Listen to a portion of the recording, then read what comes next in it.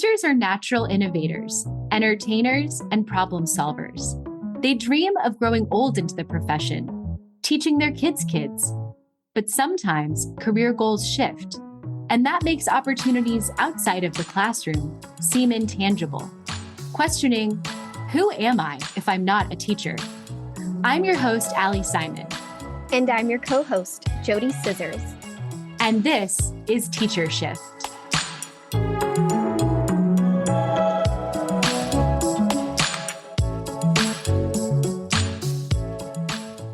Are my teacher skills really transferable?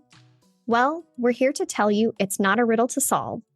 Our guest today landed in HR. So we'll not only learn how to transfer skills, but how to be a standout candidate among non-teachers.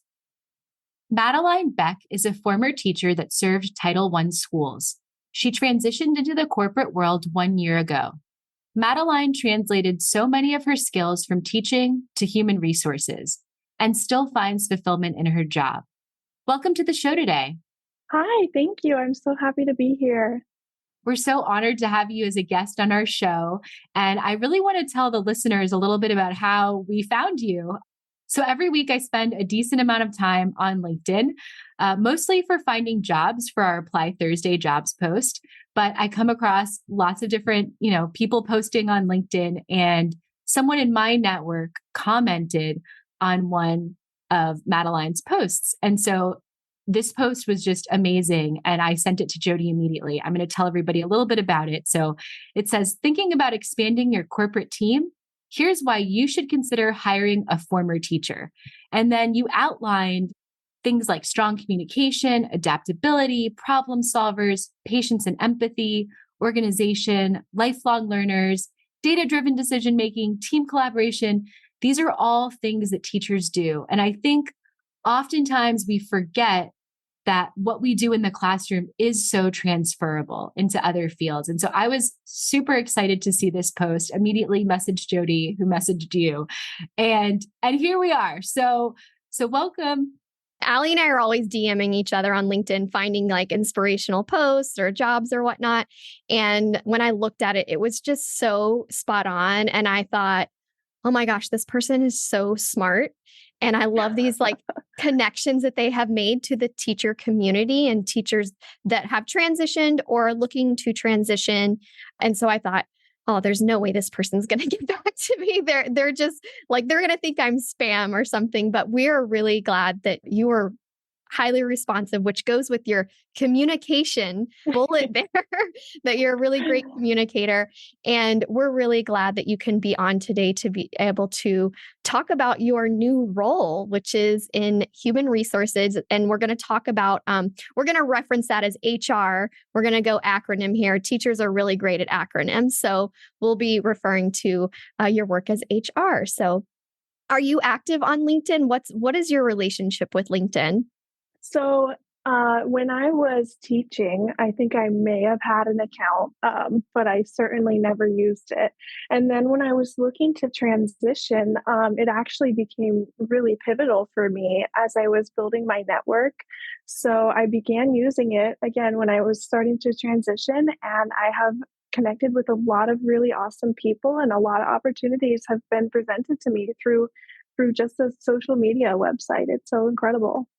I did something similar when I was thinking about transitioning. I got more active on my LinkedIn. I had originally started one in graduate school because one of our professors required us to think about how to utilize it to support other educators, how to expand our network. And I remember going on and updating my profile. And I guess because I wasn't so experienced, every little update I did was notifying my network. And one of my really good friends, he texted me and he was like, "Jo, are you going to leave teaching? Like, what's going on? What are you doing on LinkedIn?" And I'm like, "Well, how do you know what I'm doing on LinkedIn? Like, are you looking at my account all the time?" And he like showed me the notifications. And I was like, "Oh no. my God." I wasn't connected with really many teachers, but I thought, oh, okay, there's a way to update my profile and get it ready privately before I kind of make that announcement, like I'm looking to transition. So what I've seen on LinkedIn is a lot of teachers who are looking to transition become pretty active on it. And people that maybe have transitioned and that want to target transitioning teachers, maybe offer them like positive affirmations. What I really liked about what you wrote was that it actually seemed to be targeting non-educators, people in the corporate world, to let them know how awesome teachers are. And that's something that I feel like teachers get teachers. Like it's like teachers pay teachers, but teachers get teachers. We understand it. But the outside world doesn't always understand the value that teachers, former teachers, can bring to roles. So, yeah, do you want to talk a little bit about what inspired you maybe to start reaching out in that way on LinkedIn? Yeah, so it's just like you said, that there are a lot of resources for teachers looking to transition. There's a lot of posts encouraging them.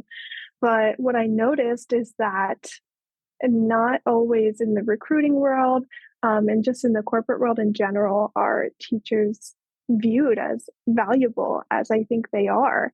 So that was kind of the point of getting the message across to hiring managers and leadership and those who are in those positions to recruit and interview. I love that. We would love to interview more hiring managers to think about how they think of candidates outside of the box, what you traditionally see move from role to role. So, how do you think a transitioning teacher matches up to non-teacher candidates when it comes to those candidate pools? So, when you are looking to start applying for jobs outside of the education world, or maybe not even outside of the education world, but outside of the four walls of a classroom, I think it's really important to, be exploring the different career paths that you can take, but to sort of match those applications and those interviews to the other candidates who may have prior experience in the field you're applying in. It's important to be, first of all, tailoring your resume. So I think a lot of transitioning teachers, they kind of go into the job search just searching for anything. I mean, you could really land anywhere. And that was definitely my experience as well. So it's okay to be applying for jobs at a lot of different fields, but to be tailoring your resume to match every single one of the jobs that you're applying for. In order to kind of make up for what you may lack in experience in a given field, I think exploring trainings and certifications that you can get. I know specifically in HR, there's the Society for Human Resource Management. They offer a certified professional certificate that looks great on a resume.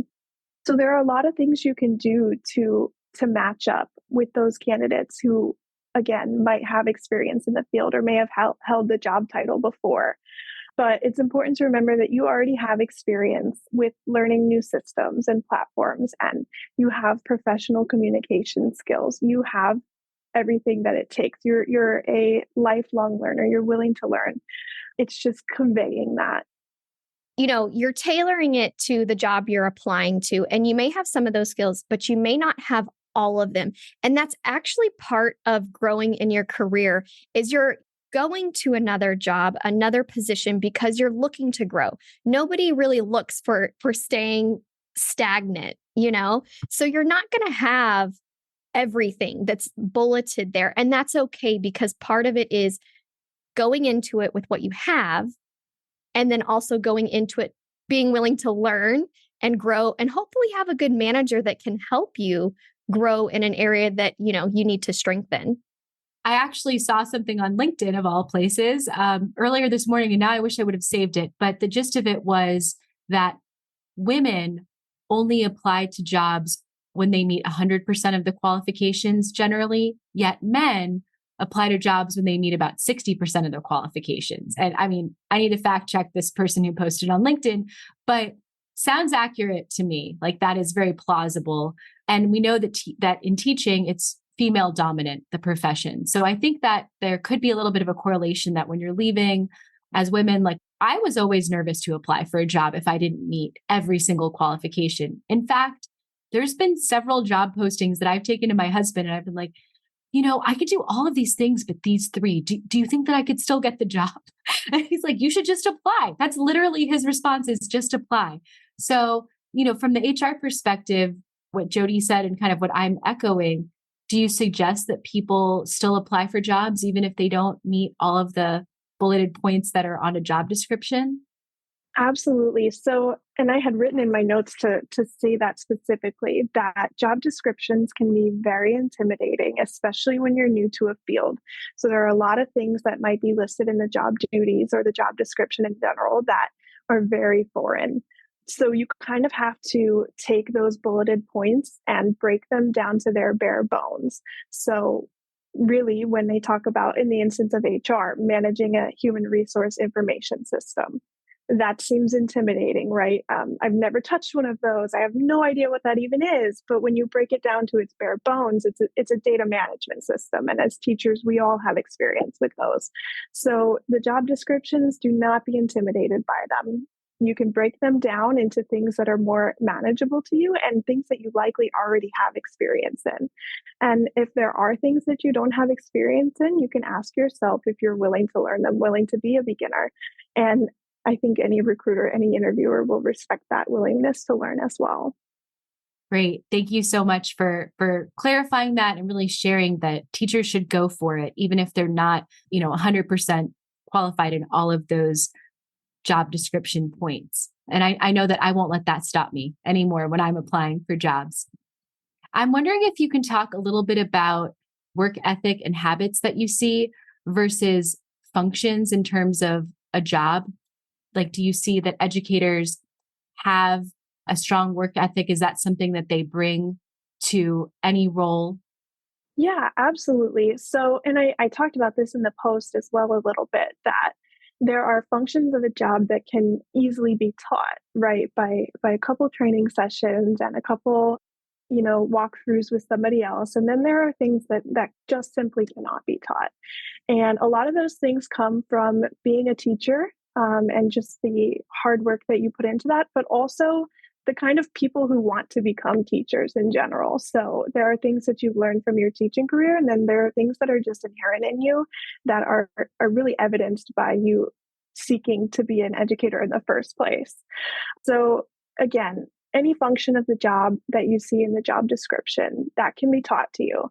And as a hiring manager from a company standpoint, these things that you're looking for in people, consider if having the experience already is worth as much as somebody who comes in with a learner's mindset, someone who's going to be adaptable, and someone who will bring in a fresh, positive attitude and a new set of eyes. It seems like a teacher is a great candidate because they are always willing to learn and they're always having to learn. You get a new batch of kids, you get new curriculum. Every single year, there is something that you are learning. And if it's not even about, a student themselves, it might be about you and your repertoire. So that seems like a great reason just to consider a teacher, just purely by the fact that they are lifelong learners and they're willing to amend whatever skills they have or grow them. So I love that.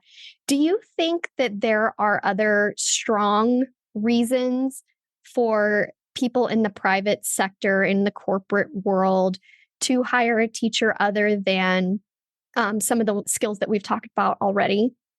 Yeah, so these kind of go into the resume side of things, the transferable skills, right? So there's the inherent, the work ethic and the work habits. But then in terms of the tangible skills that you have, you are able to, I know we talked about a little bit, data management systems.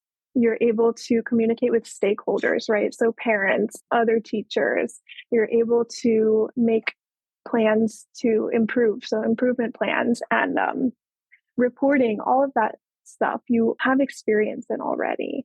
So there are not only, you can't just list, I'm adaptable on your resume. There are ways to translate that into resume points as well. And we have some episodes specifically about resume building, about using LinkedIn as, to network and how to build that up. It's really important to take the time to thoroughly develop your resume and LinkedIn, because the only way to communicate your value to someone who you've never met before is with that, email piece of paper. It's not a piece of paper anymore. It's all digital. I think what I'm hearing is that it's worth the time to really think about how your skills would fit the job description, to make sure that you're looking for the keywords, which we've talked about before. Sometimes what trips you up as a teacher is that you're used to your teacher language. So making sure that you're using the language from that field to include in your resume. So like your data management systems is a great example. Break down what those items are in the job description and figure out, how did you do that in the teaching world and how can you state it in the new world? One thing that happened to me when I looked to transition to a different role out of teaching was that I felt like I could do a lot of things. I didn't really know what direction to go. And ultimately, what helped me is that I found a job that I just felt like I want to do this job. Like I would love to be able to do this job. And so I just dove right in, spent a lot of time on my resume, on my cover letter, and thankfully ended up getting that role, which then got me my next role, et cetera. But I'm wondering if you could tell us a little bit about your journey and how you figured out that human resources was the right thing. Because speaking with you, I feel like you could have also gone into a lot of different fields. You're, great speaker. You're very organized. I know our listeners can't see, but you had your notebook with your prep, and which is so amazing. Like not everybody comes to an interview prepared. So maybe how did you figure that out? Because sometimes it's so overwhelming when you don't know what to do next. Yeah. So, like I mentioned earlier, I was in the same boat as many other teachers where you kind of get out of the teaching world, or maybe you're looking to transition, and it is overwhelming, the possibilities, but also terrifying as well because you feel like none of them are available to you. But for me personally, I had followed the teacher career coach pretty closely as I was beginning to make my transition. And one of the fields that she recommended that is really transferable for a lot of teaching skills was human resources. So I started putting out some applications in this field. And I was able to land a job here in Tampa. And I've been here, this same job for a year now. And it is 100% true that all of my teaching skills translated really well here. So one thing about human resources is there's a lot of onboarding new employees and orienting new employees. I was able to successfully transform our company's onboarding and orientation process. And I now facilitate that as well, which teaching adults is not that different from teaching children, and not in an insulting way, but brains are brains and learners are learners. I love that. It sounds like you made a transition, but you also just went in, hit the ground running, and you have established programs, you've established onboarding, you are now owning those changes. And that very much aligns with the way that we approach the classroom. We go in with a plan, we give it all we have, we own our instruction, and we take responsibility for the things that we need to change, the things that we have to adjust, and what we do the next day. And I just think that's a really great example of how you applied those skills into another form, because we've had, or at least Ali, I don't know if you've had this, but I've had teachers existing right now say to me, I really am thinking about getting into human resources. It was kind of what I went to college for, and then I transitioned to education, and now I don't know how to get back into what I initially started.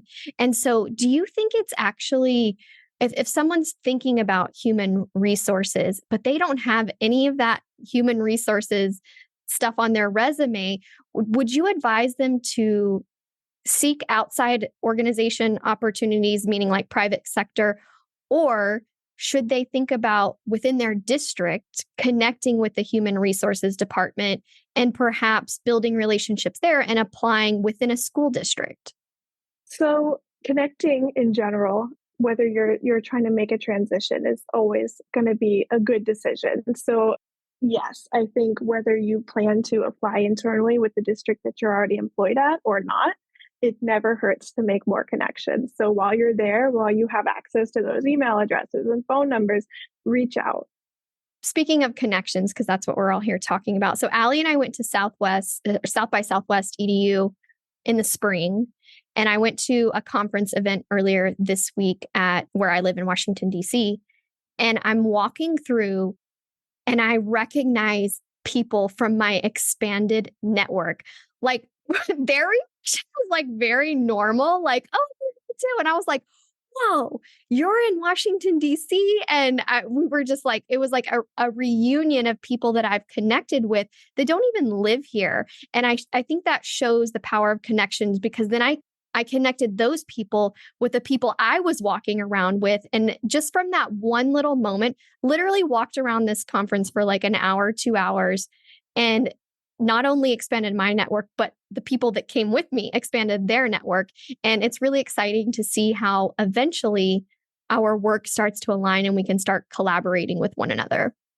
I do want to echo what you said earlier, Madeline, which was to consider doing a certification of some kind or to getting some additional qualifications. That's something that we've heard from other guests that's been very successful. So I had actually a friend of mine, former teachers, transitioned out, and she wasn't getting any hits on her resume. And she started a graduate certificate program in the field she wanted to go into. And after she put that on her resume, she hadn't even finished it yet, she started getting interviews. So I think the value, because that highlights some sort of experience in that field for a future employer. So they know that you're taking it seriously, especially if you're paying to get a certificate or a credential. So I really love that you brought that up, because that's something we haven't discussed in a while. And I think it's also a good way to kind of dip your toes in something. Maybe getting a certificate or getting a credential might help you realize that you do really want to go into that field, or maybe say, oh, I'm glad I did this, but I don't know if this is really going to be for me. So I think it's kind of it can be bonus in both ways. But I'm glad to hear that you have had such a good experience transitioning into human resources. I really think that our listeners can gain a lot from paying attention to the job description, from diving deep into it, breaking down those bullet points, just like you would in your own classroom, scaffolding, breaking things down for students. Do it for yourself. Take the time, look up what those different terms that are in those job postings mean. Consult with someone in that field. That's really what I was hearing from our interview today, is to reach out to someone maybe in that industry. Connect on LinkedIn. Ask for advice. We've heard a lot of success as well from our listeners about connecting with people and saying, hey, I saw a job, post at your company. Like, could I ask you a few questions or something like that?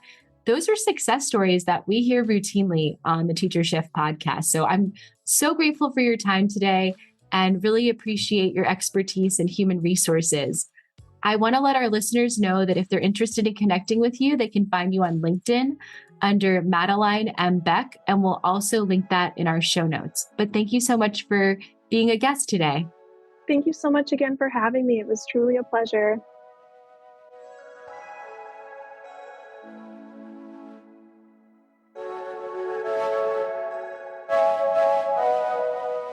Are you interested in suggesting a topic for Teacher Shift, being a guest, or recommending a guest? Please see the episodes page on our website to make a submission. And if you'd like to write for us, see our blog page. If you liked Teacher Shift, give us a 5-star rating and follow us on Instagram, Facebook, Apple Podcasts, Spotify, and Amazon Music. Today's episode was written and recorded by me, Ali Simon, and my co-host, JoDee Scissors. Executive produced by Teacher Shift. Produced and edited by Emily Porter. Original music, Emoji by Tubacker.